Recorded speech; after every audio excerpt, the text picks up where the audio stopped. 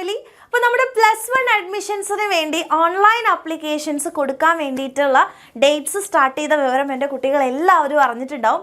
പക്ഷെ പലർക്കും ഇപ്പോഴും ഒരുപാട് ഡൗട്ട്സ് ഉണ്ട് അല്ലേ. അപ്പോൾ അതുകൊണ്ട് തന്നെ ഫ്രീക്വൻ്റ്ലി ആസ്ക്ഡ് ആയിട്ടുള്ള അല്ലെങ്കിൽ നിങ്ങൾക്ക് എപ്പോഴും ചോദിച്ചുകൊണ്ടിരിക്കുന്ന കുറച്ച് ക്വസ്റ്റ്യൻസിൻ്റെ ഉത്തരമായിട്ട് നമ്മളുടെ HSCAPൻ്റെ ഒഫീഷ്യൽ വെബ്സൈറ്റിൽ നിങ്ങൾക്ക് കാണാൻ പറ്റും. ഫ്രീക്വൻ്റ്ലി ആസ്ക്ഡ് ഡൗട്ട്സ് എന്ന് പറയുന്ന ഒരു ലിങ്ക് ജനറേറ്റ് ചെയ്തിട്ടുണ്ട് അല്ലേ.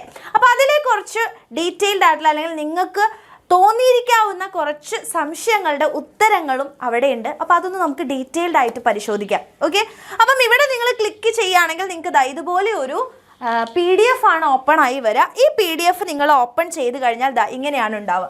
സോ നമുക്കിതൊന്ന് ഡീറ്റെയിൽഡ് ആയിട്ട് എന്ത് ചെയ്യാം, ഒന്ന് വായിച്ചു നോക്കി നമുക്കതൊന്ന് വിലയിരുത്താം. ഓക്കെ, അപ്പോൾ ആദ്യം നിങ്ങൾ നോക്കുകയാണെങ്കിൽ ആദ്യത്തെ ഒരു ഡൗട്ട് എന്ന് പറയുന്നത് കാൻഡിഡേറ്റ് ലോഗിൻ ക്രിയേറ്റ് ചെയ്തു എന്നാൽ അപേക്ഷാ നമ്പർ എഴുതിയെടുത്തില്ല.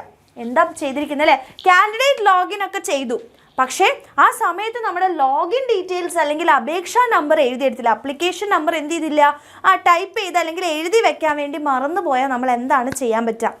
നിങ്ങൾക്കറിയാം, കാൻഡിഡേറ്റ് ലോഗിൻ ചെയ്ത് കഴിഞ്ഞാൽ അപ്ലിക്കേഷൻ നമ്പറും പാസ്വേഡും അടിച്ചുകൊണ്ട് വേണം നിങ്ങൾക്ക് ബാക്കിയുള്ള പ്രൊസീജിയേഴ്സ് ചെയ്യാൻ വേണ്ടിയിട്ടല്ലേ. അപ്പോൾ അങ്ങനെ ഒരു സംഭവം ചെയ്തില്ല എന്നുണ്ടെങ്കിൽ നിങ്ങൾ എന്താ ചെയ്യേണ്ടതെന്ന് വെച്ചാൽ get user name and application number എന്ന ലിങ്ക് നിങ്ങൾക്ക് ഇവിടെ കാണാൻ പറ്റും. അതായത് നമ്മുടെ HSCAPൻ്റെ വെബ്സൈറ്റിൽ നിങ്ങൾ പോയി കഴിഞ്ഞാൽ നിങ്ങൾക്ക് ഇവിടെ കാണാൻ ഏറ്റവും അവസാനമായിട്ട് നിങ്ങൾക്ക് ഒരു ഓപ്ഷൻ കാണാൻ പറ്റും, get user name or application number. അതായത് ലോഗിൻ ചെയ്ത സമയത്ത് നിങ്ങളുടെ അപ്ലിക്കേഷൻ നമ്പറോ അല്ലെങ്കിൽ യൂസർ നെയിമോ നിങ്ങൾ മറന്നു പോയിട്ടുണ്ടെങ്കിൽ അതിൽ നിങ്ങൾ ക്ലിക്ക് ചെയ്ത് കഴിഞ്ഞാൽ നിങ്ങളുടെ കുറച്ച് ഡീറ്റെയിൽസും കാര്യങ്ങളൊക്കെ ചോദിക്കും. അത് കറക്റ്റായിട്ട് നിങ്ങൾ ഫില്ല് ചെയ്യുകയാണെങ്കിൽ നിങ്ങളുടെ അപ്ലിക്കേഷൻ നമ്പേഴ്സ് എന്ത് ചെയ്യാൻ പറ്റും, നിങ്ങൾക്ക് എടുക്കാൻ വേണ്ടി പറ്റും. അത് ഉപയോഗിച്ചുകൊണ്ട് ബാക്കിയുള്ള നിങ്ങളുടെ ഓൺലൈൻ ആപ്ലിക്കേഷൻ പ്രൊസീജിയേഴ്സ് കംപ്ലീറ്റ് ചെയ്യാൻ പറ്റും കേട്ടോ.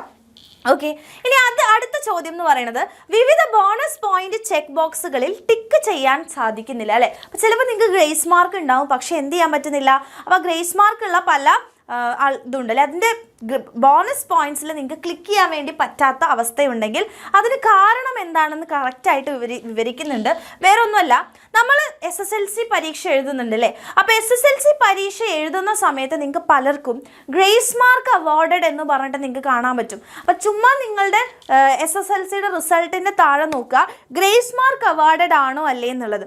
ചിലപ്പോൾ നിങ്ങൾ എഴുതി തന്നെ തിയററ്റിക്കലി എഴുതിയിട്ട് നിങ്ങൾക്ക് ഫുൾ A+ ഉണ്ടെങ്കിൽ ഗ്രേസ് മാർക്ക് അവിടെ ആഡ് ചെയ്യേണ്ട അവസ്ഥ വന്നിട്ടുണ്ടാവില്ല. പക്ഷെ ചില ആൾക്കാർക്ക് എഴുതിയിട്ട് A+ കിട്ടിയിട്ടില്ലെങ്കിൽ ആ സമയത്ത് നമ്മുടെ ഗ്രേസ് മാർക്ക് കൊടുത്തുകൊണ്ട് അല്ലെങ്കിൽ ഗ്രേസ് മാർക്ക് അതിൽ ആഡ് ചെയ്തുകൊണ്ട് അവാർഡ് ചെയ്തുകൊണ്ട് നിങ്ങൾക്കത് ഫുൾ A+ ആയിട്ട് മാറിയിട്ടുണ്ടാവും. അപ്പോൾ റിസൾട്ട് നോക്കുന്ന സമയത്ത് തന്നെ അതിലുണ്ടാവും ഗ്രേസ് മാർക്ക് അവോർഡഡ് ആണോ അല്ലെങ്കിൽ ഗ്രേസ് മാർക്ക് നോട്ട് അവോർഡഡ് എന്നുള്ള സാധനം ഉണ്ടാവും. അപ്പോൾ ഓൾറെഡി ഗ്രേസ് മാർക്ക് നിങ്ങൾക്ക് തന്നു കഴിഞ്ഞിട്ടുണ്ടെന്നുണ്ടെങ്കിൽ അതെല്ലാം എന്തായിരിക്കും, ഡിസേബിൾഡ് ആയിരിക്കും. അപ്പോൾ യോഗ്യതാ പരീക്ഷ അതായത് നമ്മുടെ SSLCയിൽ ഗ്രേസ് മാർക്ക് ഓൾറെഡി ലഭിച്ചിട്ടുണ്ട് എന്നുണ്ടെങ്കിൽ, അതായത് NCC, സ്കൗട്ട് ആൻഡ് ഗൈഡ്സ് രാജ്യ പുരസ്കാരം നേടിയവർ, അതുപോലെ തന്നെ സ്റ്റുഡൻസ് പോലീസ്, ലിറ്റിൽ കൈറ്റ്സിന് A ഗ്രേഡ് ലഭിച്ചിട്ടുള്ളവർ എന്നിങ്ങനെയുള്ള ബോണസ് പോയിന്റിന് പിന്നീട് അർഹത ഉണ്ടാവില്ല. അപ്പോൾ ഓൾറെഡി നിങ്ങൾക്ക് ഗ്രേസ് മാർക്ക് ഇടുന്ന സമയത്ത് അല്ലെങ്കിൽ SSLC റിസൾട്ടിൻ്റെ സമയത്ത് അവോർഡഡ് ആണെങ്കിൽ പിന്നീട് നിങ്ങൾക്ക് അത് ബോണസ് പോയിന്റിൽ എന്ത് ചെയ്യാൻ പറ്റില്ല, ക്ലെയിം ചെയ്യാൻ വേണ്ടി പറ്റില്ല എന്ന് മനസ്സിലാക്കുക. ഗ്രേസ് മാർക്ക് തിയററ്റിക്കൽ അല്ലെങ്കിൽ SSLC റിസൾട്ട് വരുമ്പോൾ ആ മാർക്കിൻ്റെ കൂടെ ആഡ് ചെയ്യാത്തവർക്ക് മാത്രമാണ് ബോണസ് പോയിന്റ് ആയിട്ട് ഇവിടെ ആഡ് ചെയ്യാൻ പറ്റുള്ളൂ എന്നുള്ള കാര്യം വളരെ ഇമ്പോർട്ടൻ്റ് ആയിട്ട് നിങ്ങൾ മനസ്സിലാക്കുക കേട്ടോ. അടുത്ത ഒരു ഡൗട്ട് എന്ന് പറയുന്നത് അപേക്ഷ സമർപ്പിക്കുമ്പോൾ അവസാനം യോഗ്യതാ പരീക്ഷയുടെ സർട്ടിഫിക്കറ്റ് നമ്പറും തീയതിയും എന്താണ് ചെയ്യേണ്ടത് അല്ലേ. നമുക്ക് ചിലപ്പോൾ പലർക്കും SSLC സർട്ടിഫിക്കറ്റ് കിട്ടിയിട്ടുണ്ടാവില്ല. അപ്പോൾ അതിന് പകരം നമ്മൾ എന്താണ് ചെയ്യാൻ വേണ്ടി പറ്റുക എന്നാണ് ചോദിച്ചത്. ഒന്നുമില്ല, യോഗ്യതാ സർട്ടിഫിക്കറ്റിൽ സർട്ടിഫിക്കറ്റ് നമ്പർ അല്ലെങ്കിൽ തീയതി എന്നിവ ഇല്ലാത്തവർ സർട്ടിഫിക്കറ്റിലെ റോൾ നമ്പർ അല്ലെങ്കിൽ രജിസ്റ്റർ നമ്പർ റിസൾട്ട് പ്രസിദ്ധീകരിച്ച തീയതിയും നൽകിയാൽ മതി. അപ്പോൾ അങ്ങനെ നിങ്ങളുടെ കയ്യിൽ നമ്പർ ഇല്ല എന്നുണ്ടെങ്കിൽ നിങ്ങൾ എന്ത് ചെയ്യുക, സർട്ടിഫിക്കറ്റിലെ റോൾ നമ്പർ അല്ലെങ്കിൽ രജിസ്ട്രേഷൻ നമ്പർ കൊടുക്കുക. അതുപോലെ തന്നെ നിങ്ങളുടെ റിസൾട്ട് വന്നിട്ടുള്ള തീയതി ഉണ്ടാവില്ലേ, ആ റിസൾട്ട് വന്നിട്ടുള്ള ഡേറ്റ് അവിടെ ഇട്ട് കൊടുത്താൽ മതി. അത് വലിയ കാര്യമൊന്നുമില്ല, നിങ്ങളുടെ ആ നമ്പർ അത്ര കാര്യമായിട്ട് എടുക്കുന്ന ഒരു കാര്യമല്ല കേട്ടോ, പ്രശ്നമില്ല. ഇനി അടുത്തൊരു ഡൗട്ട് എന്ന് പറയുന്നത് SSLC പഠിച്ച സ്കൂൾ തിരഞ്ഞെടുക്കുമ്പോൾ സ്കൂൾ ലിസ്റ്റിൽ അപേക്ഷകൻ പഠിച്ച സ്കൂൾ കാണുന്നില്ല അല്ലേ. അപ്പോൾ എന്താണ്, നമുക്കറിയാം SSLC ഏത് സ്കൂളിലാണ് പഠിച്ചത് നമുക്കൊരു ക്വസ്റ്റ്യൻ ചോദിക്കുന്നുണ്ട് അല്ലേ. അപ്പോൾ അതിൽ സ്കൂൾ ലിസ്റ്റ് നോക്കുന്ന സമയത്ത് നമ്മുടെ സ്കൂൾ കാണുന്നില്ല. വൈ അല്ലേ, എന്തുകൊണ്ടാണ് അത് കാണാത്തത്? അപ്പോൾ മനസ്സിലാക്കേണ്ട കാര്യം എന്താണെന്ന് വെച്ചാൽ SSLC പഠിച്ച സ്കൂൾ തിരഞ്ഞെടുക്കുമ്പോൾ അപേക്ഷകൻ പഠിച്ച സ്കൂളിൽ ഹയർ സെക്കൻഡറി കോഴ്സ് ഉണ്ടെങ്കിൽ മാത്രമേ പ്രസ്തുത ലിസ്റ്റിൽ കാണിക്കുള്ളൂ. അപ്പോൾ നിങ്ങൾ മനസ്സിലാക്കേണ്ട കാര്യം എന്താ, SSLC പഠിച്ച സ്കൂൾ നിങ്ങൾ തിരഞ്ഞെടുക്കുകയാണെങ്കിൽ അല്ലേ, നിങ്ങൾ തിരഞ്ഞെടുക്കുന്ന സമയത്ത് അവിടെ ഹയർ സെക്കൻഡറി കോഴ്സ് ഉണ്ടെങ്കിൽ മാത്രമാണ് ആ അപേക്ഷയിൽ കാണിക്കുള്ളൂ. അപേക്ഷകൻ അതുപോലെ തന്നെ വേറെ ജില്ലയിലാണ് കൊടുക്കുന്നതെന്നുണ്ടെങ്കിൽ അവിടെയും നിങ്ങൾക്ക് ഉണ്ടാവില്ല. അപ്പം നിങ്ങൾ എന്ത് ചെയ്യുക, അതേഴ്സ് എന്ന് പറയുന്ന ഓപ്ഷൻ സെലക്ട് ചെയ്താൽ മതി. ഓക്കെ, അപ്പം അങ്ങനെ ഒരു ഓപ്ഷൻ നിങ്ങൾ കാണുന്നില്ല എന്നുണ്ടെങ്കിൽ അപ്പോൾ നിങ്ങൾ സെലക്ട് ചെയ്യേണ്ട എന്താണ്, അതേഴ്സ് സെലക്ട് ചെയ്യാണ് ചെയ്യേണ്ടത് കേട്ടോ. ഇനി നോക്കുക, ഓൺലൈൻ അപേക്ഷ സമർപ്പിച്ചതിന് ശേഷം അതിൻ്റെ പ്രിൻ്റ് ഔട്ട് സ്കൂളിൽ നൽകേണ്ടതുണ്ടോ അല്ലെ. നമ്മൾ ആപ്ലിക്കേഷൻ ഫോമൊക്കെ എടുത്തു, അത് നിങ്ങൾ പലപ്പോഴും പ്രിൻ്റൊക്കെ എടുത്ത് വാങ്ങിക്കും. പക്ഷേ ആ പ്രിൻ്റ് നിങ്ങൾ സ്കൂളിൽ കൊടുക്കേണ്ട ആവശ്യമുണ്ടോ? ഇല്ല, ഒരിക്കലും ആവശ്യമില്ല. നിങ്ങളത് കയ്യിൽ വെക്കുക കേട്ടോ, അതിൻ്റെ ഒരു ആവശ്യവും ഇല്ല. ഇനി അടുത്തൊരു ഡൗട്ട് എന്ന് പറയുന്നത്, ഓൺലൈൻ അപേക്ഷ സമർപ്പിച്ച് ഫൈനൽ കൺഫർമേഷൻ നടത്തിയതിനു ശേഷം അപേക്ഷയിൽ മാറ്റം വരുത്താൻ പറ്റുമോ? അതായത് നിങ്ങൾ അപ്ലിക്കേഷൻസ് ഒക്കെ കൊടുത്തു, അപ്പോഴാണ് എന്തൊക്കെയോ മാറ്റങ്ങൾ എനിക്ക് വരുത്തണം, അല്ലെങ്കിൽ എനിക്ക് സബ്മിറ്റ് ഒക്കെ ചെയ്ത് കഴിഞ്ഞ് അപ്ലിക്കേഷൻ ഫോംസ് സബ്മിറ്റ് ചെയ്തതിന് ശേഷമാണ് അയ്യോ എനിക്ക് സ്കൂൾസ് ഒന്ന് റീഅറേഞ്ച് ചെയ്യണമായിരുന്നു, അല്ലെങ്കിൽ എന്തെങ്കിലുമൊക്കെ മാറ്റങ്ങൾ വരുത്തണമായിരുന്നു എന്ന് നിങ്ങൾക്ക് തോന്നുകയാണെങ്കിൽ അത് ചെയ്യാൻ പറ്റുമോ? ഒരിക്കലും ആ സമയത്ത് ചെയ്യാൻ പറ്റില്ല. ഓൺലൈൻ അപേക്ഷ സമർപ്പിച്ച് ഫൈനൽ കൺഫർമേഷൻ നടത്തിയതിന് ശേഷം അപേക്ഷകളുടെ വിവരങ്ങൾ എന്തെങ്കിലും തെറ്റുകൾ അവശേഷിക്കുന്നുണ്ടെങ്കിൽ അത് എപ്പോൾ മാത്രമേ തിരുത്താൻ പറ്റുള്ളൂ?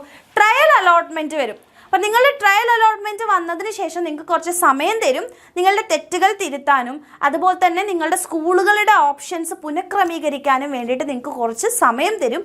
ആ സമയത്താണ് നിങ്ങൾക്ക് എന്ത് ചെയ്യാൻ പറ്റുള്ളൂ, ഈ കാര്യങ്ങളൊക്കെ ചേഞ്ച് ചെയ്യാൻ പറ്റുള്ളൂ കേട്ടോ. അപ്പോൾ കൃത്യമായിട്ട് ട്രയൽ അലോട്ട്മെൻറ്റിന് ശേഷം കാൻഡിഡേറ്റ് ലോഗിനിലൂടെ നിങ്ങൾക്ക് പോയിട്ട് അപേക്ഷകർക്ക് സാധിക്കും തിരഞ്ഞെടുത്ത സ്കൂളുകളും സബ്ജക്റ്റ് കോമ്പിനേഷനും ഒക്കെ നമുക്ക് എന്ത് ചെയ്യാൻ പറ്റും, ആ ഘട്ടത്തിലാണ് മാറ്റാൻ പറ്റുക. സോ ഇപ്പം നിങ്ങൾ ആപ്ലിക്കേഷൻ ഫോം കൊടുത്ത് സബ്മിറ്റ് ചെയ്ത് എന്തെങ്കിലും മിസ്റ്റേക്സ് വരികയാണെങ്കിലും നിങ്ങൾ പേടിക്കേണ്ട ആവശ്യമില്ല.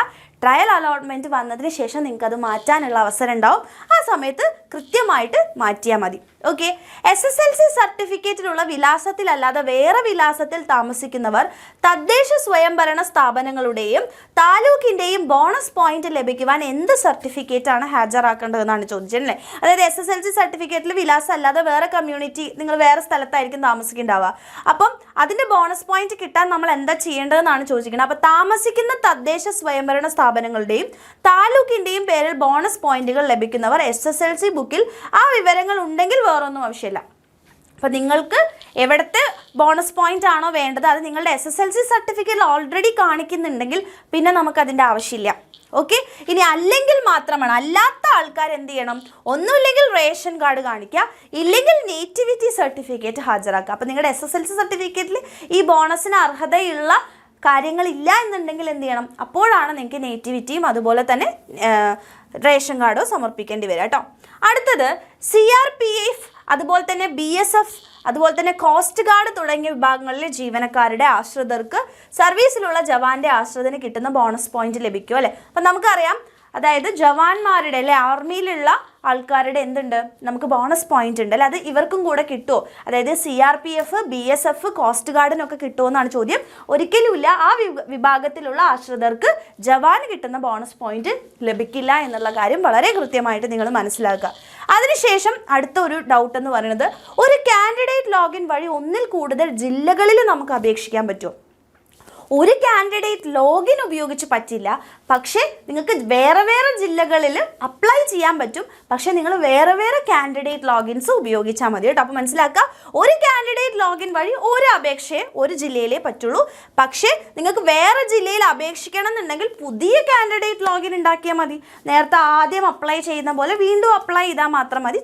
ഒരാൾക്ക് ഡിഫറെൻ്റ് ആയിട്ടുള്ള ജില്ലകളിൽ അപ്ലൈ ചെയ്യാൻ പറ്റും കേട്ടോ. ഇനി നോക്കുക, ഒരു മൊബൈൽ നമ്പർ ഉപയോഗിച്ച് ഒന്നിലധികം അപേക്ഷകർക്ക് കൊടുക്കാൻ പറ്റുമോ?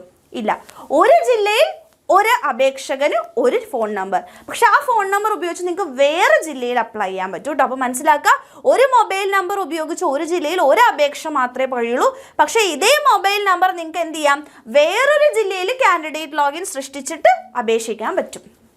ഓക്കെ, അപ്പോൾ ഒരു ജില്ലയിൽ ഒരു നമ്പർ, പക്ഷെ ആ നമ്പർ നിങ്ങൾക്ക് വേറെ ജില്ലയിലും ഉപയോഗിക്കാൻ വേണ്ടി പറ്റും കേട്ടോ. ഇനി അടുത്ത ഒരു ഡൗട്ട് എന്ന് പറയുന്നത്, കാൻഡിഡേറ്റ് ലോഗിൻ പാസ്വേഡ് മറന്നു പോയി കഴിഞ്ഞാൽ അല്ലെങ്കിൽ പാസ്വേഡ് റിസെറ്റ് ചെയ്യാൻ എന്താ ചെയ്യുക? ഒന്നുമില്ല, നമ്മുടെ കാൻഡിഡേറ്റ് ലോഗിൻ്റെ അവിടെ ഒരു ഫോർഗോട്ട് പാസ്വേഡ് എന്ന് പറയുന്ന ഒരു ലിങ്ക് ഉണ്ട്. ആ ലിങ്കിൽ ക്ലിക്ക് ചെയ്തിട്ട് നിങ്ങളുടെ അപേക്ഷ ആപ്ലിക്കേഷൻ നമ്പറും അതുപോലെ തന്നെ നിങ്ങളുടെ ഡേറ്റ് ഓഫ് ബർത്തും മൊബൈൽ നമ്പറും ഒക്കെ നിങ്ങൾ കൊടുത്തു കഴിഞ്ഞാൽ നിങ്ങൾക്ക് പാസ്വേഡ് റിസെറ്റ് ചെയ്ത് നിങ്ങൾക്ക് പാസ്വേഡ് അടിക്കാൻ പറ്റും. സോ നിങ്ങൾ മറന്നു പോയാലും പ്രശ്നമൊന്നുമില്ല. ഈ കാര്യങ്ങളൊക്കെ നിങ്ങളുടെ കയ്യിലുണ്ടെങ്കിൽ നിങ്ങൾക്ക് റീസെറ്റ് ചെയ്യാൻ പറ്റും കേട്ടോ. ഇനി ഏറ്റവും ഇമ്പോർട്ടൻ്റ് ആയിട്ട് അടുത്തത് അപേക്ഷ സമർപ്പണം നടത്തിക്കൊണ്ടിരിക്കുമ്പോൾ നിങ്ങൾക്ക് കറണ്ട് പോവാണ് അല്ലേ. അപ്പോൾ എന്ത് ചെയ്യും? അയ്യോ എൻ്റെ മൊത്തം പോയല്ലോ ആണോ? അല്ല. അപ്പോൾ നിങ്ങൾ മനസ്സിലാക്കുക, നമുക്ക് കാൻഡിഡേറ്റ് ID കിട്ടുന്നുണ്ട് അല്ലേ, ലോഗിൻ IDs കിട്ടും. അപ്പോൾ ലോഗിൻ ID കിട്ടുന്നതിന് മുമ്പാണ് കറണ്ട് പോയിട്ടുണ്ടെങ്കിൽ നിങ്ങൾ എന്ത് ചെയ്യുക? വീണ്ടും ആദ്യം ഒന്ന് ചെയ്യാം. ഇനി അല്ല നിങ്ങൾക്ക് ലോഗിൻ ID ഒക്കെ കിട്ടി അപ്ലിക്കേഷൻസ് ചെയ്തു കൊടുക്കേണ്ടതിൻ്റെ ഇടയിലാണ് നിങ്ങൾക്ക് പോകുന്നതെന്നുണ്ടെങ്കിൽ എന്ത് ചെയ്യുക? വീണ്ടും ഒന്നും കൂടെ കാൻഡിഡേറ്റ് ലോഗിൻ ചെയ്താൽ മതി. അതായത് അപേക്ഷ സമർപ്പണം നടത്തിക്കൊണ്ടിരിക്കുമ്പോഴാണ് കറണ്ട് പോവുകയോ ചെയ്തു കഴിഞ്ഞാൽ കാൻഡിഡേറ്റ് ലോഗിൻ വീണ്ടും സൃഷ്ടിക്കാം. ഓക്കെ. ഇനി കാൻഡിഡേറ്റ് ലോഗിൻ ക്രിയേറ്റ് ചെയ്ത് കഴിഞ്ഞതിന് ശേഷമാണ് വീണ്ടും പോകുന്നതെന്നുണ്ടെങ്കിൽ നിങ്ങൾ ഒന്നും കൂടെ ലോഗിൻ ചെയ്താൽ മതി. നിങ്ങളുടെ യൂസർ നെയിമും പാസ്വേഡ് ഉപയോഗിച്ച് ഒന്നും കൂടെ ലോഗിൻ ചെയ്താൽ മതി. അപ്പോൾ ഇതാണ് ഇത്രയും ഫ്രീക്വൻ്റ്ലി ആസ്ഡ് ആയിട്ടുള്ള, ചിലപ്പോൾ നിങ്ങൾക്കും ഈ ഒരു ഡൗട്ട്സ് ഒക്കെ ഉണ്ടായിട്ടുണ്ടാവും അല്ലേ. അപ്പോൾ മിസ് മാക്സിമം നിങ്ങൾക്ക് ക്ലിയർ ചെയ്ത് തരാൻ വേണ്ടിയിട്ട് ശ്രമിച്ചിട്ടുണ്ട്. അപ്പോൾ എല്ലാം സൂക്ഷിച്ചുകൊണ്ട് തന്നെ അപ്ലിക്കേഷൻസ് എന്ത് ചെയ്യുക? കൊടുക്കുക എന്നുള്ളത് മനസ്സിലാക്കുക. കാരണം എന്താണ്, നിങ്ങളുടെ അല്ലേ അപ്ലിക്കേഷൻസിലുള്ള എന്തെങ്കിലുമൊക്കെ ഒരു മിസ്റ്റേക്സ് എന്ന് പറയുന്നത് നിങ്ങളുടെ അഡ്മിഷൻസിനെയാണ് ബാധിക്കുക. സോ എല്ലാ ഡീറ്റെയിൽസും കറക്റ്റായിട്ട് കൊടുക്കുക മക്കളെ. ഒന്നുമില്ലാത്തത് കൊടുക്കരുത്. നിങ്ങളുടെ കയ്യിലുള്ള എല്ലാ കാര്യങ്ങളും കറക്റ്റായിട്ട് തന്നെ കൊടുക്കാൻ നോക്കുക. അപ്പോൾ എല്ലാവർക്കും all the very best. Maximum ഫ്രണ്ട്സിനൊക്കെ ഷെയർ ചെയ്യാം. താങ്ക്